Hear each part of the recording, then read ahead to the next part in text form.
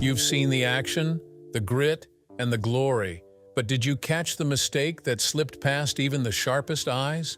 The Magnificent Seven has been called one of the greatest westerns of all time, but what if we told you there are several massive bloopers hiding in plain sight? You'd be shocked to find out that some of the film's most intense and special moments that are etched into movie history forever aren't quite as perfect as you remember. Some say it's a blink-and-you'll-miss-it moment. Others say it was too big to miss. Either way, once you know where to look, you'll never watch this film the same way again. The making of a classic.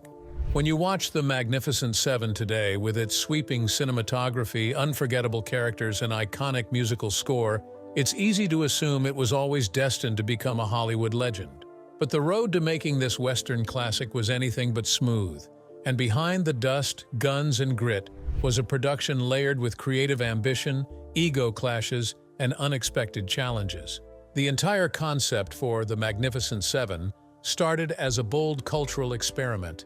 It was an American adaptation of Akira Kurosawa's 1954 Japanese masterpiece, Seven Samurai, a film already regarded as one of the greatest in world cinema.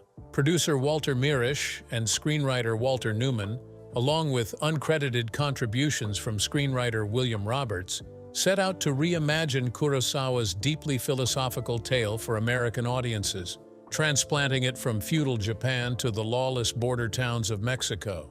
This move wasn't just about changing costumes and geography. It involved reshaping the characters and themes to reflect the sensibilities of the American Western while still preserving the soul of the original. A story about courage, sacrifice, and standing up for the powerless. Casting the film, however, would prove just as dramatic as the storyline itself. Yul Brynner, fresh off his Oscar win for The King and I, not only took the lead role of Chris Adams, but also wielded significant influence behind the scenes. He had championed the adaptation from early on and had the final say on many creative choices. But the arrival of Steve McQueen as Vin Tanner created immediate tension. McQueen, then known mostly for his role in Wanted Dead or Alive, saw the film as his ticket to major stardom, and he wasn't about to stay in Brynner's shadow. The film was shot almost entirely on location in Mexico, particularly in Cuernavaca and the surrounding countryside. This decision brought a sense of authenticity to the dusty landscapes and remote villages shown on screen, but it also created a host of problems. When the film finally hit theaters in 1960, the reaction was not what the studio had hoped. In the United States, The Magnificent Seven had a lukewarm reception and modest box office returns. Critics were divided. Some praised the cinematography and performances, while others dismissed it as a lesser imitation of Seven Samurai. But something fascinating happened overseas. The film exploded in popularity in Europe, particularly in France and Germany. In fact, it was such a massive hit in those markets that it eventually recouped its costs and went on to earn international acclaim. The film's reputation grew steadily in the years that followed, and today it is regarded as one of the most influential westerns ever made. A huge part of that legacy can be attributed to Elmer Bernstein's musical score. The now iconic main theme has become synonymous with the American West itself, and was even used in commercials in the 1960s. Over time, the film inspired 3 sequels, a 2016 remake starring Denzel Washington and Chris Pratt, and countless homages in television and film. Its DNA is still visible in everything from A Bug's Life to The Mandalorian. And yet, for all the respect it commands today, The Magnificent Seven was shaped by behind-the-scenes drama that often mirrored the very power struggles and personalities it depicted on screen. Behind-the-scenes tension and controversy. If the making of The Magnificent Seven was a high-stakes Western adventure on screen, it was twice as chaotic behind the camera. While the story captured the nobility of heroism and sacrifice, the real-life drama surrounding the film's production revealed a much less romantic tale, one filled with ego clashes, creative disagreements, logistical nightmares, and a studio struggling to keep control. At the center of the most talked-about feud was the icy, competitive tension between Steve McQueen and Yul Brynner. On paper, Brynner was the film's star and central figure. He had helped champion the adaptation from the beginning and was cast as Chris Adams, the stoic leader of the Seven Gunmen. But McQueen, cast as Vin Tanner, was hungry for the spotlight. and he knew exactly how to get it. Throughout filming, McQueen was notorious for his scene-stealing behavior. He rarely stood still during Brenner's lines. He would adjust his hat, play with his gun belt, or pour sand through his fingers. These weren't accidents. They were deliberate, calculated movements designed to draw the camera's attention away from Brenner and onto himself. McQueen had studied acting and camera technique in detail and knew how small gestures could steal focus, even in wide shots. Brenner noticed, and he wasn't amused. Tensions escalated quickly. According to several accounts, including those from fellow cast members, Brenner was so frustrated by McQueen's antics that he reportedly insisted the film crew mark the ground to show exactly where McQueen could stand, preventing him from inching closer to the foreground. The passive-aggressive dance between the two continued throughout production, and though they never had an outright physical altercation, their rivalry was palpable and, ironically, may have added an authentic friction to their characters' dynamic. The clashes weren't limited to the actors. Behind the scenes, the script itself became a major point of contention. Walter Newman, originally credited with the screenplay, had done the bulk of the adaptation work, but as the shoot progressed, additional changes were made, some under pressure from the cast, others from director John Sturges, and still more from United Artists. William Roberts, who had previously written westerns for television, was brought in to revise the script. Roberts made significant changes to the dialogue and structure, and those revisions didn't sit well with Newman. Frustrated with how his work had been altered, Newman ultimately asked for his name to be removed from the credits, leaving Roberts as the sole credited screenwriter. It was a bitter reminder of how volatile creative ownership could become on a film set, where egos ran high and artistic visions clashed. As if that wasn't enough, the production itself was teetering on the edge of collapse at several points. The film was shot during a particularly turbulent period in Hollywood. A combination of actors and writers' strikes had already disrupted many productions during that period, and The Magnificent Seven was not immune. Delays in getting the script finalized, along with unpredictable weather in Mexico and budget overruns, created enormous pressure on director John Sturges. At one point, the situation became so stressful that Sturges allegedly considered walking off the film entirely. Only after reassurances from producers and a renewed push to keep things on schedule did he remain on board. The problems didn't stop at the creative level. The Mexican government, while initially cooperative, began to intervene more aggressively as filming dragged on. There were concerns about the portrayal of Mexican villagers and whether the film would reflect negatively on the country's image. Local authorities imposed restrictions on how certain scenes could be shot and increased oversight of the crew. Combined with the logistical difficulties of transporting equipment and dealing with local labor issues, the production often felt like a chess match of compromises and workarounds. And then came the studio interference. United Artists, the distributor behind the film, had concerns from the start. They were unsure how well an American remake of a Japanese samurai film would perform with mainstream American audiences. Their marketing approach was hesitant, unfocused, and underwhelming. Posters emphasized the star power of Yul Brynner, but downplayed the ensemble dynamic that made the film special. Press coverage was limited. Even the film's trailer struggled to convey the tone of the story, and that lack of clarity hurt the film's initial box office numbers and led some critics to dismiss it outright. In the end, though, all the chaos behind the scenes couldn't completely derail what was captured on screen. The final product carried a sense of tension, urgency, and sharp character contrasts, many of which were born directly from the off-camera drama. But while those feuds and production nightmares have been talked about for decades, there are several things about The Magnificent Seven that even the most dedicated fans rarely notice. There are bloopers so glaring and so oddly out of place that once you see it, you'll never be able to unsee them. The bloopers you never noticed. For all its status as a beloved Western classic, The Magnificent Seven isn't without its flaws, especially when you start looking closely. Amid the powerful performances, iconic score, and tense showdowns, the film quietly hides several bloopers that have somehow slipped past generations of moviegoers. Some are so subtle they're easy to miss. Others, once spotted, are impossible to forget. Let's start with one of the most eye-catching and strangely unaddressed bloopers in the film. The disappearing bullet hole. It's a tense moment. Chico, the young, impulsive member of the Seven, has just dodged a bullet. His hat is shot straight through, and in a dramatic beat he takes it off and shows the hole to another character. The scene plays out with intensity. He's visibly rattled, and the moment is meant to underscore just how close he came to death. But then, just minutes later, something curious happens. As Chico reappears on screen, the very same hat is perched perfectly on his head with no hole, no damage, and no explanation. The camera doesn't cut away quickly either. He wears it proudly for several shots afterward. The hat now fully intact, as if the earlier gunshot never happened. This isn't a new hat. There's no time in the narrative for him to swap it out, and no mention of him retrieving another one. It's simply an oversight. Either the continuity supervisor missed it, or the wrong take was used in editing. Regardless, it's a clear continuity error, and once you catch it, you'll find yourself rewinding and wondering how no one caught it during post-production. There's also the vanishing loot blooper.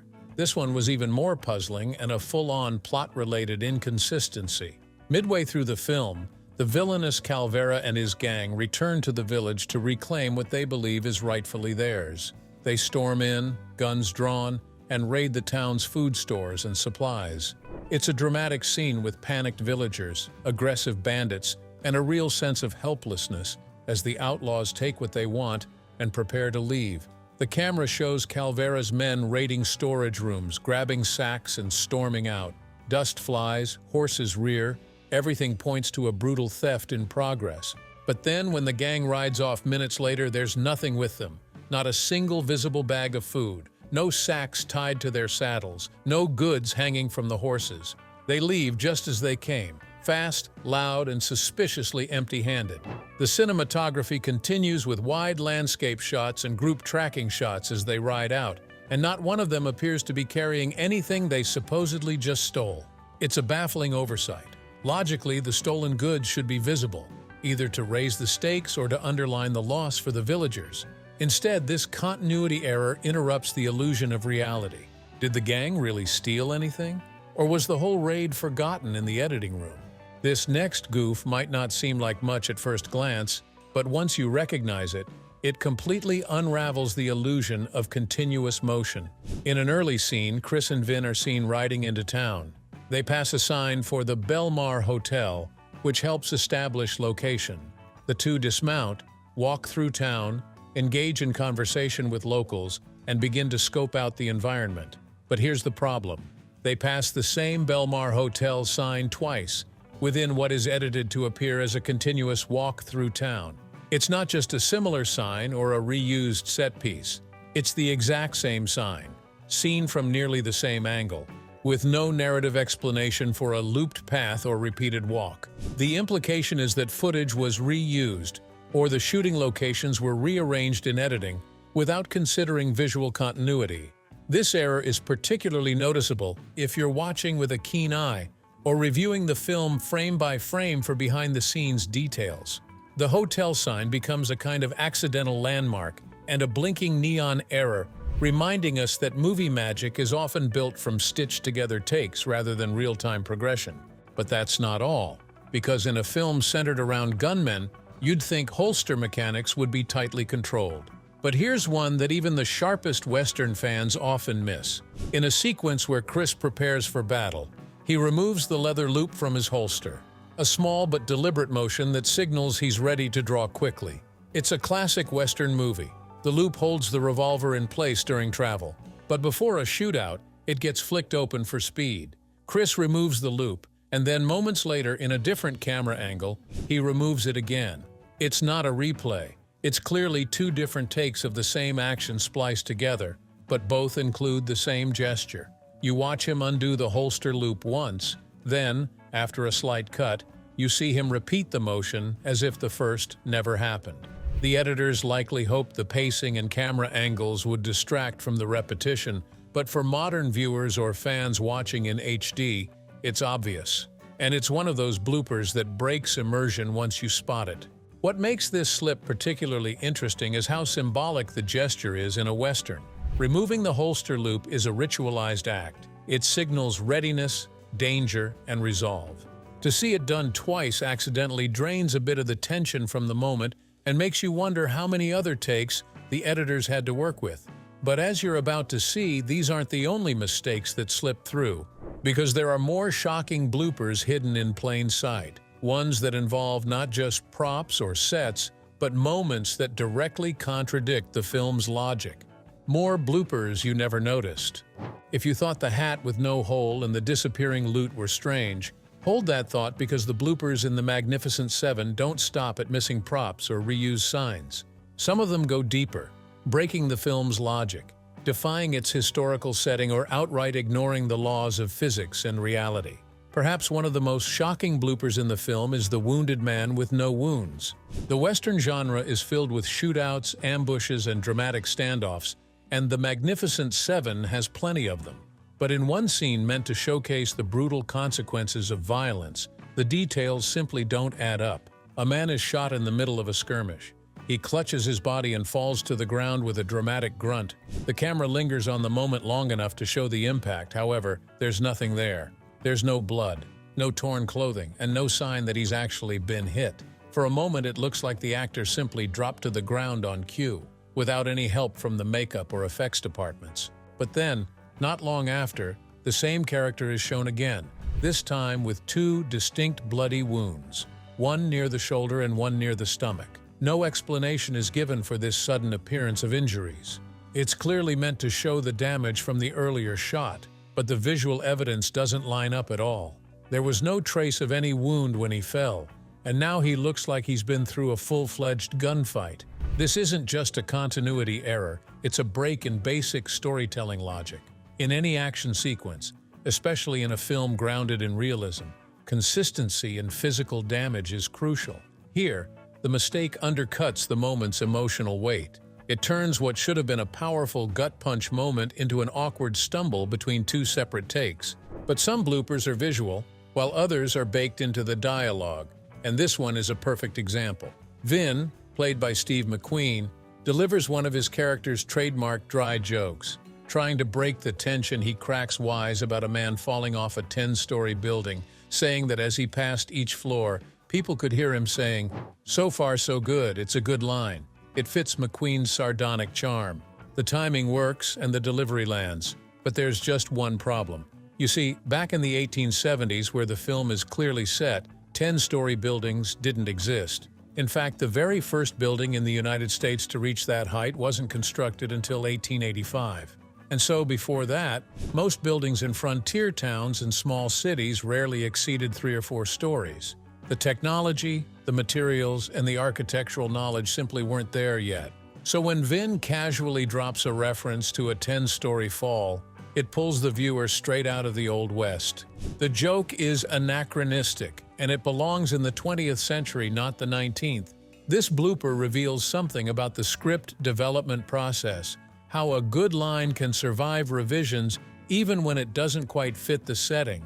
But once you know the historical timeline, it sticks out like a sore thumb.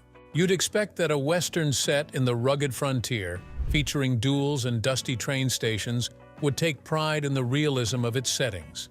But in one memorable scene, featuring the famously silent and deadly Brit, played by James Coburn, there's a moment that makes no physical sense at all. Brit engages in a lightning-fast duel, and the location is a train yard. As the camera frames him in tense silence, we see a large steam engine in the background. It's positioned as if it's about to depart, serving as a visual anchor in the scene. But there's a problem. The steam engine, which should be roaring with pressure and alive with sound, is completely still. There's no smoke, no steam, no hissing valves, and no movement whatsoever. It's just cold, silent, and completely dead. In the context of the scene, that train should be fully operational, either just arriving or preparing to leave.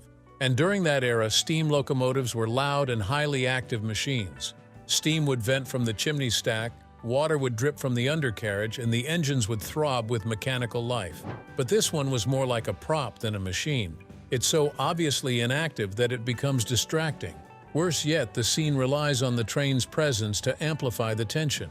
It's supposed to feel like time is ticking, like something powerful is waiting to break loose. Instead, it feels like the production found a parked engine on a lot, shot the scene in front of it, and hoped no one would notice that it wasn't doing anything. But believe it or not, there are still more bloopers hiding in plain sight. And this next set of mistakes goes beyond visual inconsistencies. They challenge the logic of the action itself. Fake rocks, collapsing beds, and convenient gunfire pauses.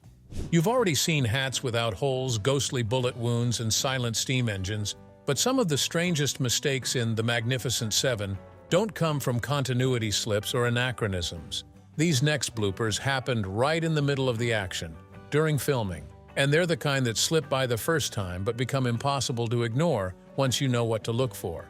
Another super distracting blooper that's impossible to ignore is the fake rocks. In one key moment of resistance, the frightened villagers finally take a stand. With the bandits invading, the peasants scramble to fight back, some with makeshift weapons, others with raw desperation. At one point, they throw down rocks from ledges above, raining them onto the attackers below. It's meant to be a gritty, chaotic moment of last-ditch defense, but then something strange happens. The rocks bounce. Not just a little either. They bounce with unnatural lightness, some even rolling off awkwardly as if made of rubber or foam. Instead of crashing down with weight and violence, they tumble like theater props. And it shows. The way they land gives them away immediately. A real rock wouldn't bounce like that off a man's shoulder. It wouldn't wobble or spin across the dirt or appear to weigh less than a loaf of bread. What we're seeing here are clearly fake rocks, lightweight props made from foam or some other pliable material to protect the actors from injury. And while the decision makes sense from a safety perspective, the result unintentionally breaks the illusion. Instead of highlighting the bravery of villagers armed with nothing but stones, the moment draws attention to the fact that the stones aren't even solid in the first place. It turns a tense scene into something that looks more like rehearsal footage than a life-or-death battle. If you're watching casually, your brain might fill in the blanks. But once you notice it, every fake bounce becomes a distraction. But not all bloopers happen during action scenes. Some of them occur in quiet, emotional moments, and when they do, they feel even more jarring. Bernardo, played by Charles Bronson, forms a touching bond with a group of village children. In one heartwarming scene, he sits down on a bed and pulls one of the children onto his lap. It's a sweet, grounded moment, a pause in the chaos that allows the audience to connect with his character on a deeper level. But then the bed gives out. As soon as he shifts his weight and the child moves, the bed visibly buckles. The wooden frame drops several inches. The sound is subtle, but the movement is unmistakable. It's clearly not part of the script. Bronson, ever the professional, doesn't react. Neither does the child, and they keep going with the scene as if nothing happened. But if you're watching carefully, you'll notice it immediately. The bed didn't hold. Whether it was poorly constructed or not properly secured before filming, it clearly wasn't designed to take that much weight, or it had simply worn out after repeated takes. What makes this goof stand out is how quietly it slips in, and yet it completely pulls the viewer out of the moment. The tension of the film evaporates for a split second as you realize something real just went wrong, and no one acknowledged it. But that's not all. The final battle in The Magnificent Seven is everything you expect from a classic Western. It's intense, loud, and chaotic. Gunfire rings out across the village. Smoke fills the air as the story barrels toward its dramatic conclusion. But here's where things start to unravel. Each time one of the main characters dies, the film pauses, almost respectfully, to give them room for their final lines. Gunfire slows down. The chaos fades. It's as if the entire battlefield stops just long enough for someone to whisper a profound last word or reach for a dying friend. This happens multiple times. A character is about to pass. He stumbles. He says something emotional. He takes a final breath. And in the background, everything seems to quiet down. Not because the battle has ended, but because the story needs the moment to land. It's not just dramatic license. It's a cinematic convenience. In real combat, gunfire doesn't wait for goodbyes. Enemies don't pause to let their victims say something meaningful. But in this film, battle works around the death scenes like clockwork. It's choreographed more like theater than war. Now, to be clear, this was a common technique in classic Westerns. Letting the heroes speak as they die was a way to honor their sacrifice and give the audience emotional closure. But when you look at it closely, The pattern becomes too clean and too staged. And once you catch it, you'll see it every time. It's not that the performances aren't good, they are. But the pause feels scripted, polished, and too artificial. At first glance, these may seem like minor mistakes. A hole in a hat, a disappearing sack of food, a repeated sign, a repeated motion.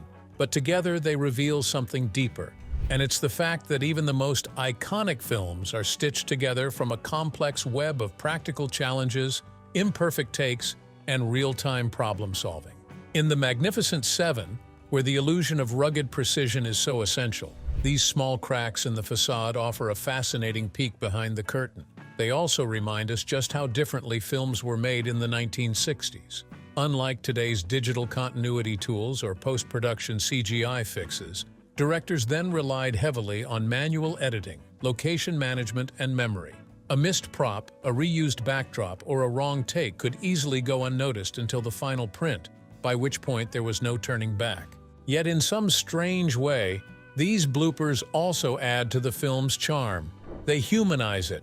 They show that beneath the grand music and tense standoffs, this was a production filled with fallible people trying to build something extraordinary, often on tight budgets, shifting schedules, and very real stress. Which of these bloopers surprised you the most? Let us know what you think in the comments below. And if you love juicy deep dives into celebrity lives, don't forget to like, subscribe, and hit that bell icon so you never miss a new video.